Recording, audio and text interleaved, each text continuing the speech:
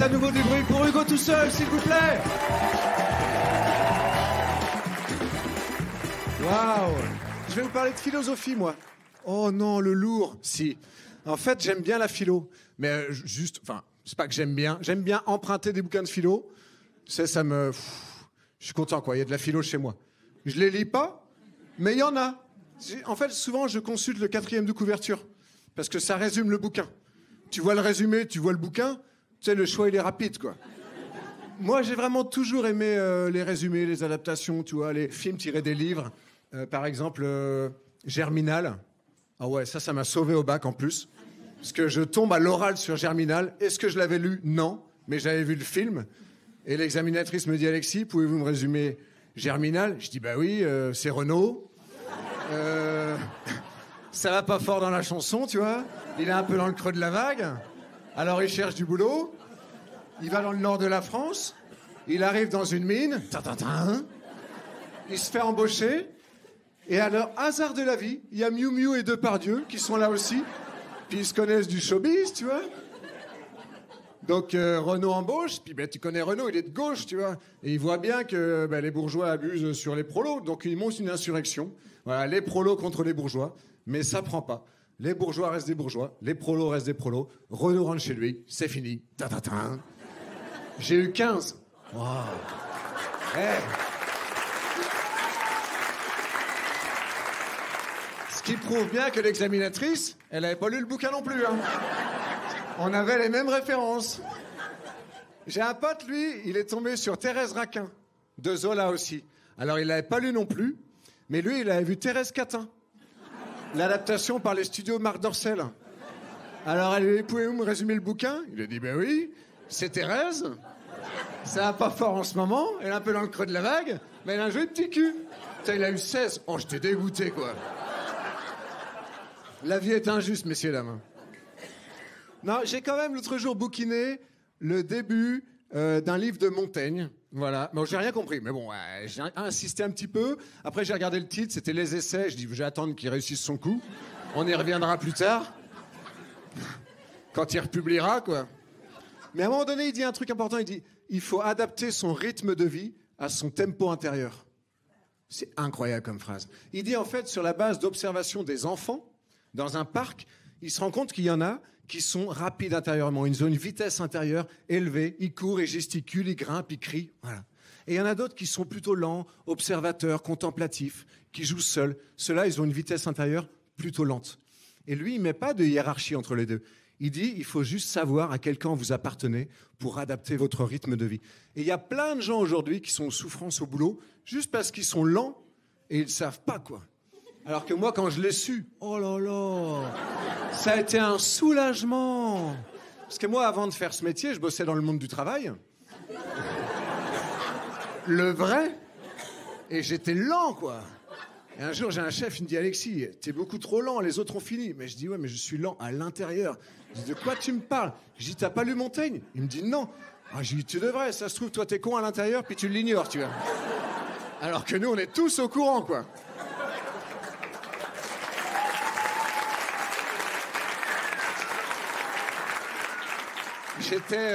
J'étais commercial dans une start-up. Vous voyez, c'est ces boîtes où tout le monde est manager, là. La femme de ménage était serpillière manager. Enfin, vraiment, il y en a pour tout le monde. Il y avait même une happiness manager. Vous avez déjà entendu ça? Et elle a fait un burn-out. Elle avait donné trop d'amour aux autres. Elle n'en a pas gardé pour elle-même. Et alors, un jour, mon chef me dit, Alexis, je te sens plus impliqué dans l'entreprise. Moi, je lui dis, écoute, je viens bosser tous les jours, même quand il pleut. Si c'est pas être impliqué, ça? À Nantes, c'est déjà pas mal quand même en pluviométrie, quoi. Il me dit, non, mais t'es à 38% des objectifs. As-tu une solution à proposer?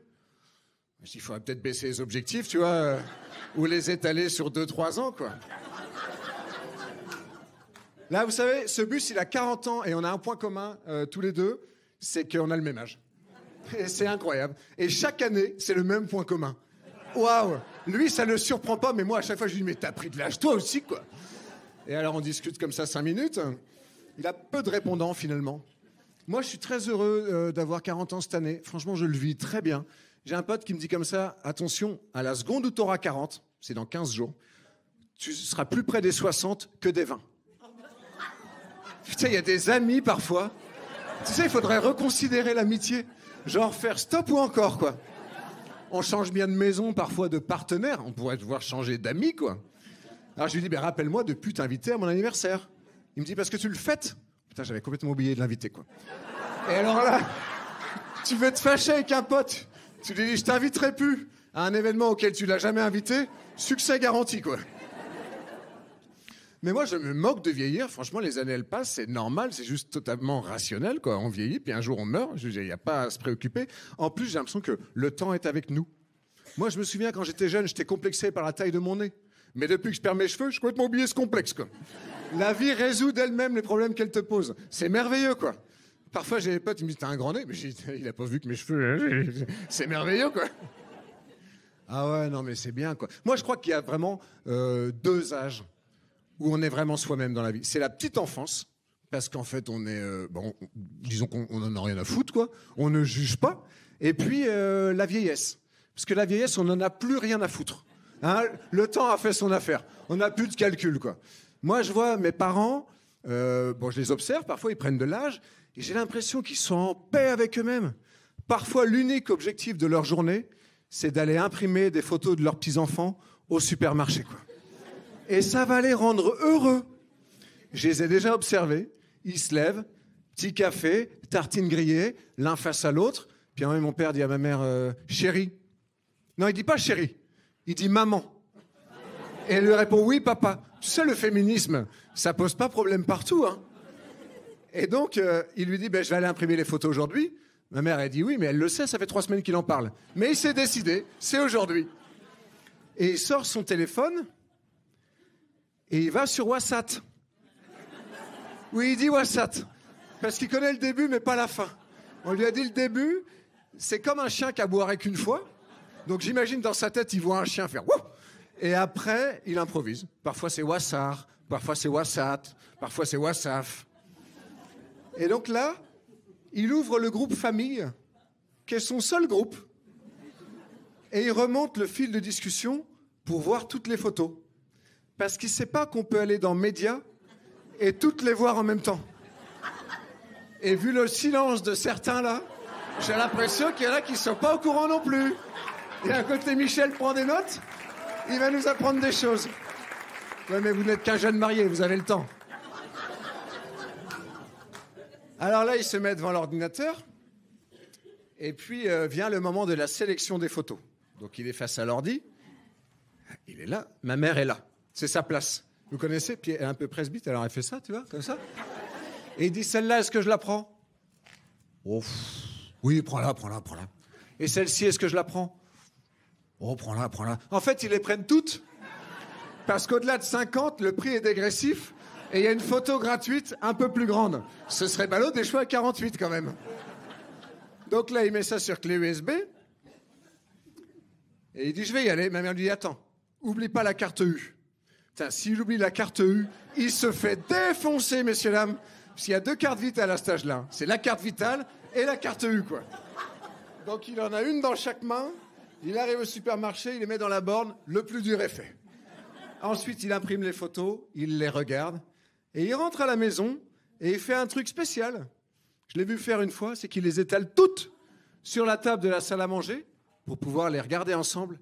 Et ensuite, il fait un truc extraordinaire, messieurs, dames. C'est qu'il prend son téléphone et il les prend une à une en photo et il les envoie sur WhatsApp. Où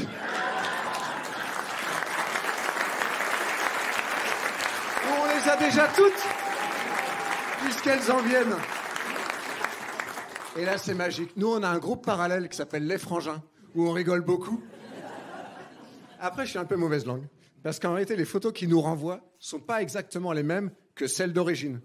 Puisque sur celles qui nous renvoient, on voit l'ombre de 2 têtes projetées sur chacune des photos et le reflet de la lampe de la salle à manger au milieu, quoi.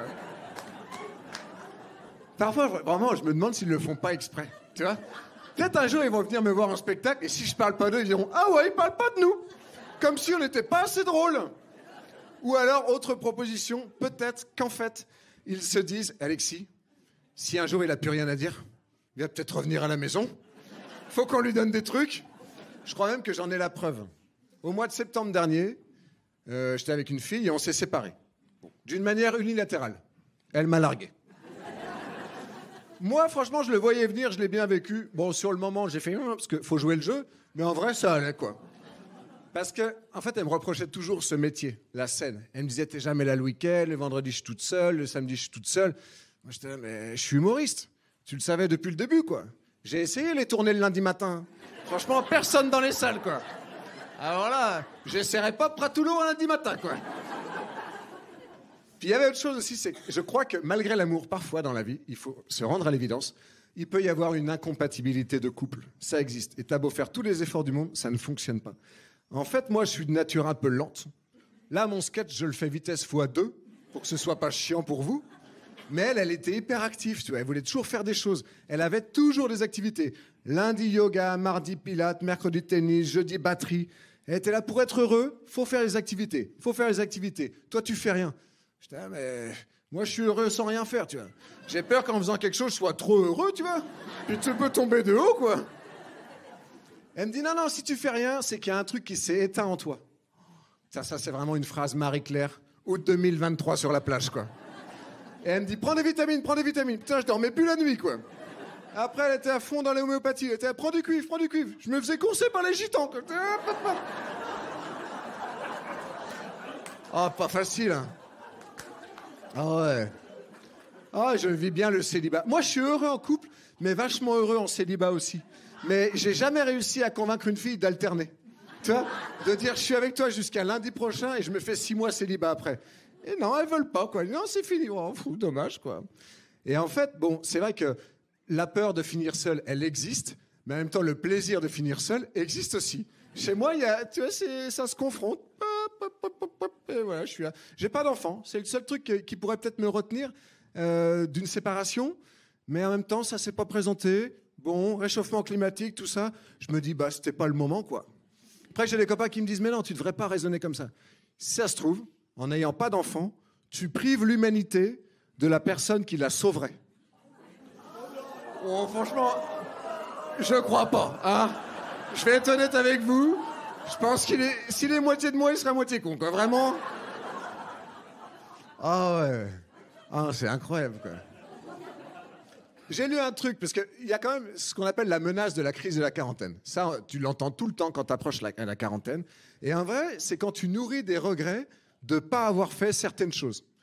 Et en lisant ça, je me suis dit, j'ai pas de regrets, parce qu'en fait, j'ai jamais désiré faire un truc au point de regretter de ne pas l'avoir fait, tu vois. En général, quand je fais pas un truc, je me dis, si ça s'est pas fait, c'est que ça devait pas se faire, quoi. Et ça, c'est un mantra de vie, messieurs, dames. Oh, tu fais rien, t'es en paix avec toi-même, quoi. Ça, couplé à je suis lent intérieurement, oh là là, t'es bien, la vie, elle glisse comme ça, là. Tu surfes sur la vie, quoi. Allez.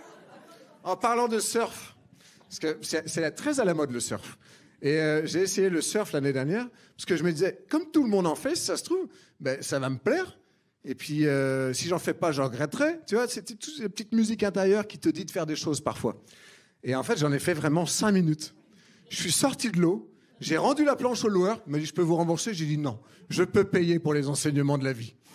Et vraiment, déjà, j'avais une appréhension parce que quand le temps d'apprentissage paraît supérieur au plaisir potentiellement ressenti, en général, j'y vais pas, quoi. Et le surf, c'est tellement ça. Ça et le kitesurf. Tu vois des types faire du kite, puis à un moment donné, ils sont plus là. Puis 200 mètres plus loin, il y a un type dans les fils électriques.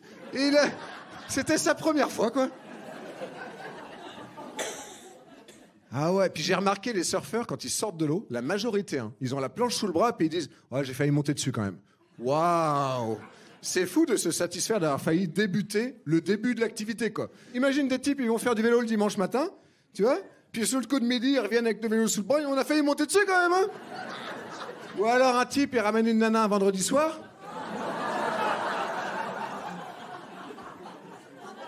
Vous la connaissiez? Là, j'ai essayé le cheval récemment. Parce qu'en fait, c'est vrai que quand ma copine m'a quitté, je me suis dit, autant tu l'as bien vécu, autant tu pourrais avoir un contre-coup. Ce serait bien de trouver une activité de compensation. Et ça n'a rien à voir avec ce que vous pensez. Non, mais vraiment, à chaque fois, je suis obligé de justifier. Non, c'est pas parce que j'ai quitté une fille que je me suis dit, tiens, une jument. Non, on n'en est pas là. C'est juste que je vis à côté d'un centre équestre. Et en fait, en général, quand une activité est pas loin, je l'attends parce que je me dis, si ça t'a pas plu, t'as pas long pour rentrer. Et c'est une super compensation pour moi. Donc j'appelle, je prends rendez-vous, j'arrive au centre équestre, et il y a un type qui m'accueille, tout sourire comme ça. Il fait ça avec les mains, tu sais. Puis il me dit, vous venez faire du cheval ? Putain, il me met dans le doute, quoi. Je regarde sur son épaule, tu sais, je vois pas un terrain de tennis, quoi. Puis il y a une caméra cachée, c'est un piège, hein. Je dis oui. Il me dit, vous êtes au bon endroit. Wow. Il y a des gens, ils sont heureux, mais c'est douteux. Tu sais, c'est trop. Après, il me dit, c'est la première fois ? Ben, je dis oui. Il me dit, vous êtes donc débutant ? Putain, je dis, ça va être long. Oh là là. Oh, ça va être long. Alors, il me dit, ben, je vais vous présenter les chevaux, suivez-moi. Donc, je leur serre la main un par un, tu vois. Et il y en a un au loin, je pensais que c'était un dromadaire. Parce qu'en fait, il avait une bosse qui dépassait des autres. Il avait une robe un petit peu orangée, un petit peu marron. Je me dis, ben, c'est un animal de cirque qu'ils ont dû récupérer. Puis maintenant, il est là, il se prend pour un cheval, tu vois. Et en fait, j'approche et pas du tout. C'était un cheval bossu. Ça existe, comme chez les humains. Je n'avais jamais vu, mais il a la tête en bas comme ça. Puis il a une belle bosse bien formée. Voilà. Puis il est tout maigre. Puis il me dit, il s'appelle Sans Plus. Putain, c'est fou, ça lui va vachement bien, quoi. Et il me dit, c'est celui que tu vas monter. Je dis, non, parmi tous ceux-là. Il me dit oui. Je dis non. Il me dit oui. Je dis, ben, c'est comme chez les humains, les moches, ils sont gentils, en fait, quoi. Il me dit oui, il est très docile. Bon, ouais, d'accord. Et alors là, il me dit, on va aller au manège. Et moi, vraiment, dans le flot de pensée, je sais pas pourquoi, j'ai vu un manège, si vous voulez. Et je me suis dit, il y a sans doute une étape intermédiaire entre jamais fait de cheval et monter pour la première fois. Et je lui dis, mais du manège, j'en ai déjà fait, quoi. Je veux dire, fête foraine, tout ça, je connais, quoi. Et là, il me regarde. Il me dit, mais non, mais le manège, c'est l'endroit où on fait du cheval. Ah, je dis, d'accord, ok. Je le suis. Et là, je monte sur le cheval. Et vraiment, c'est très agréable. Comme il est tout maigre, je suis bien dessus. Tu sais, je suis bien calé, je fais bien le tour. En plus, j'ai les jambes embarquées, moi. Vraiment, tu sais, ma voiture, c'est une sans plomb. Mon cheval, c'est sans plus, quoi. Vraiment, je suis bien dessus. La vie est bien faite, tu vois. Calé comme ça. Enfin, comme ça, tu vois. Et puis, il me dit... lui, il tient le licol, d'ailleurs. J'ai vraiment rien à faire, quoi. Licol que moi, j'ai appelé Nicole. Un bon quart d'heure avant qu'il me dise... c'est licol. Et c'est fou comme parfois, tu passes pour un con en cumulé avec une seule et même personne. J'ai dit, ben, autant pour moi. Et là, il me dit, ben, on va commencer au pas. Je dis, ben oui, c'est la première vitesse. Il me dit, oui. Et alors là, je suis comme ça, tu vois. Bon, comme ça, il se passe rien. Lui, il tient le licol. On fait un premier tour. Putain, j'ai rarement trouvé une activité aussi chiante, aussitôt dans l'activité, quoi. Vraiment, au bout d'un tour, aucun intérêt, quoi. Et on fait un tour, 2 tours. Moi, je suis comme ça. Si j'étais un peu fou dans ma tête, je pourrais fermer les yeux, quoi. Mais je les laisse ouverts. Au bout de 3 tours, il me regarde, il me dit, tu te débrouilles bien. Je dis, franchement, à part pas tomber, j'ai pas fait grand-chose, hein. Il me dit, non, mais il y en a qui ont peur. Je dis, mais de quoi? Ben, de tomber. Je dis, non. Il me dit, si je dis, ça recommence. Il me dit, oui. Waouh. Il me dit, si tu veux, on va au trot. Je dis, ben, allons au trot, quoi. Et là, messieurs, dames, putain, il y a un truc qu'il faudrait dire à tous les gens qui font, aux hommes en particulier d'ailleurs, qui font du cheval pour la première fois, c'est de venir de préférence avec un slip, si possible trop petit, pour pouvoir te maintenir les baloches en l'air, en fait. Parce qu'on dit que la nature est bien faite. Pas toujours, messieurs, dames, hein. Un cheval au trot, il va exactement à l'inverse de celui qui est dessus. Quand tu descends, lui, il monte. Quand il monte, toi, tu descends. Ce jour-là, moi, j'avais un caleçon un peu large et un pantalon ample. J'avais les baloches qui se baladaient comme ça. Putain, mais j'avais m'en claqué une, quoi. Oh là, j'ai fini comme ça sur mon sans plus, là. Les 2 mains sur la bosse, là. Comme Tintin dans le crabe aux pinces d'or, là. Après, j'ai rajouté les genoux. J'étais... Oh, oh, oh. Au bout de 3 tours, il me regarde et me dit, tu te débrouilles bien. Allez, merci beaucoup, messieurs, dames, de m'avoir écouté.